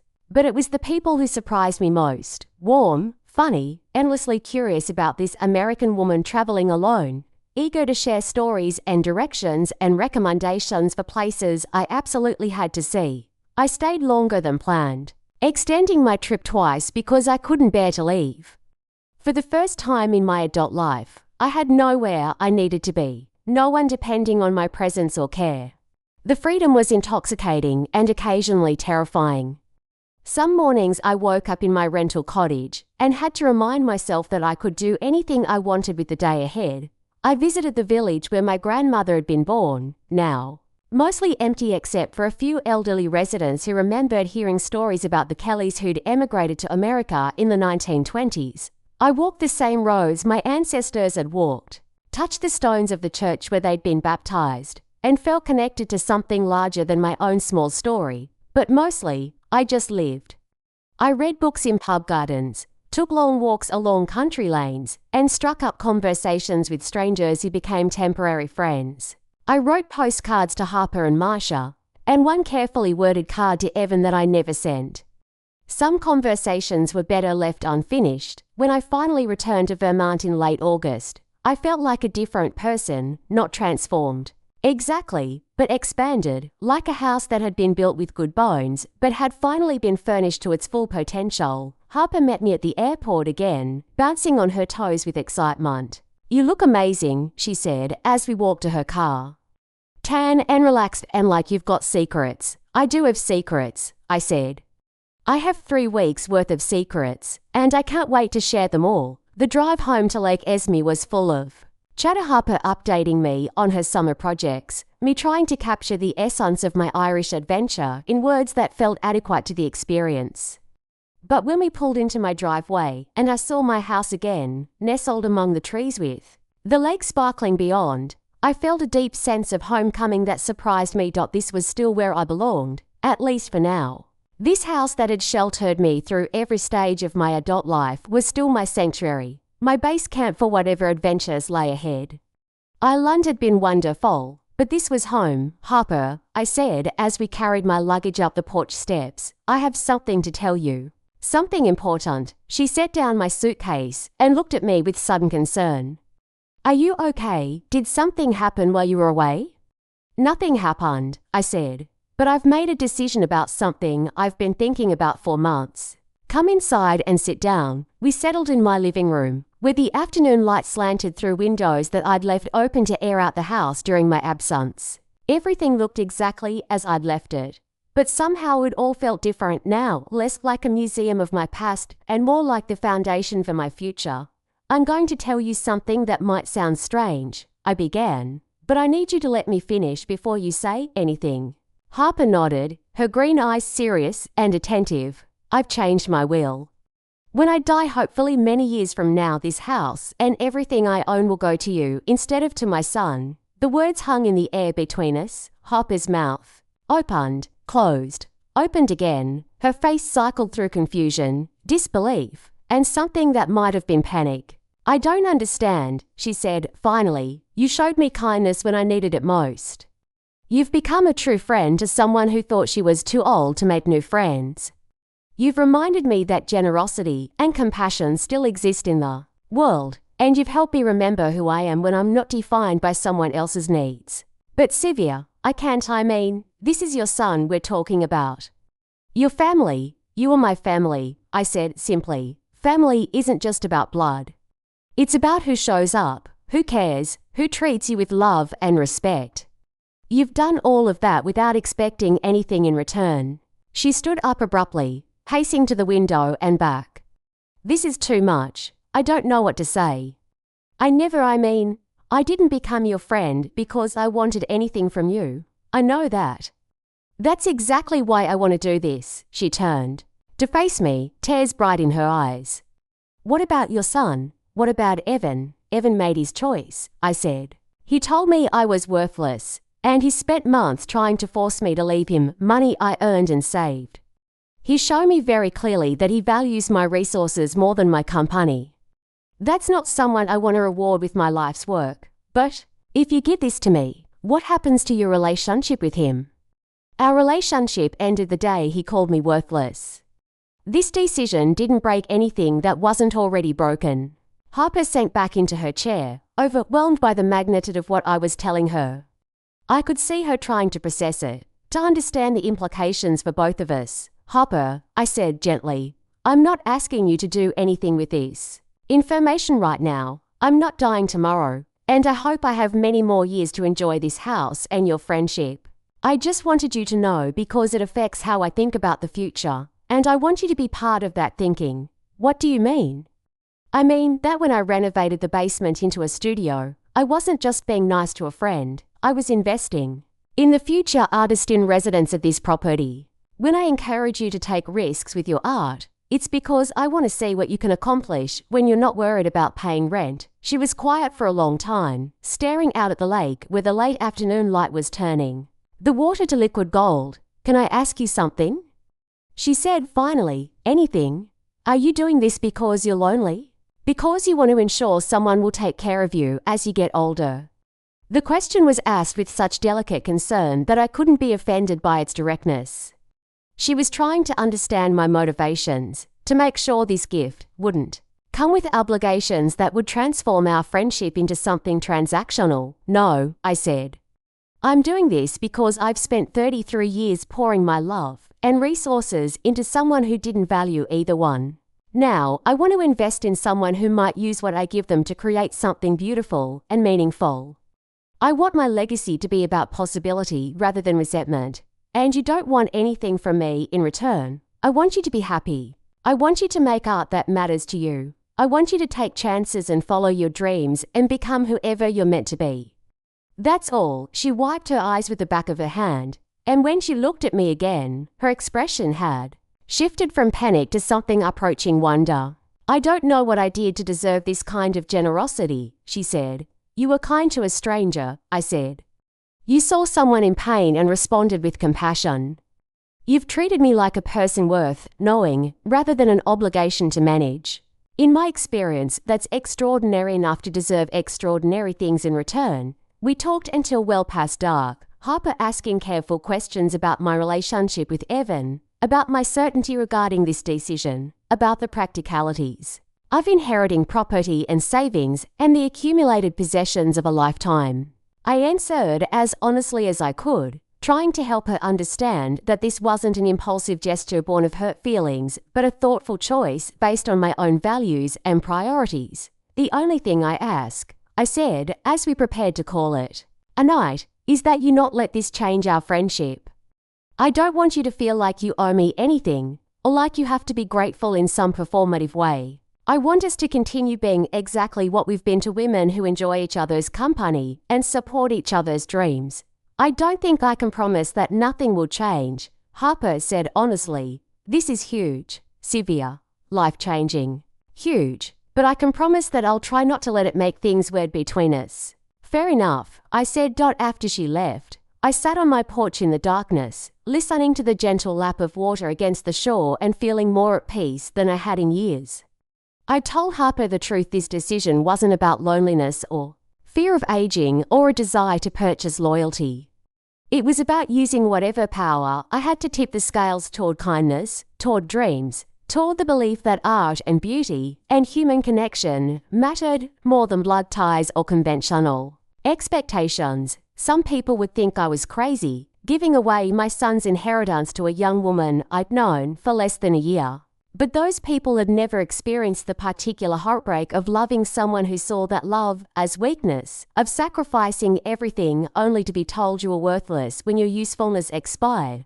I thought about Evan briefly, wondering if he'd ever understand what he'd lost when he chose money over relationship, inheritance over love. But his understanding was no longer my responsibility. My job now was to live well, to build the life I wanted, and to use my resources in ways that reflected my deepest values. Tomorrow, Harper would come by after work, and we'd sit on this same porch and talk about her latest sculpture project.